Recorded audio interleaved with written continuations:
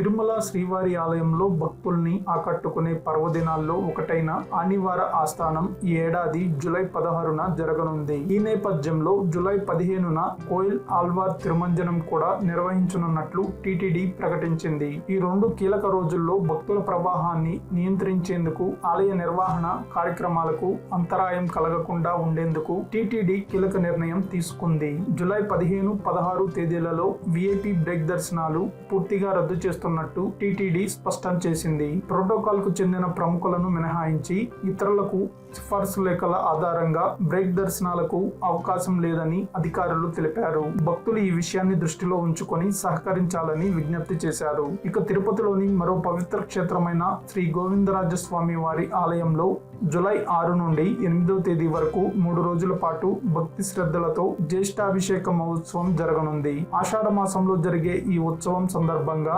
ఆలయంలో ప్రత్యేకంగా వైభవోత్సవాలు జరగనున్నాయి. జూలై 6న ఉదయం సుప్రభాతంతో స్వామివారిని మేల్కొల్పి శతకలశ స్వప్నంతో ప్రారంభిస్తారు. అనంతరం మహాశాంతి హోమం, కళ్యాణ మండపంలో శ్రీదేవి, భూదేవి సమేత శ్రీ గోవిందరాజస్వామి ఉత్సవమూర్తులకు స్వప్న తిరుమంజనం, సమర్పణ, బ్రహ్మఘోష వంటి విశేష కార్యక్రమాలు జరగనున్నాయి. జూలై 7న రెండో రోజు సంప్రదాయబద్ధంగా శాత్తుమురాయి ఆస్థానం నిర్వహిస్తారు. సాయంత్రం ఉభయ నాంచారులతో స్వామివారు 4 మాడ వీధుల్లో వ్యవహరిస్తారు.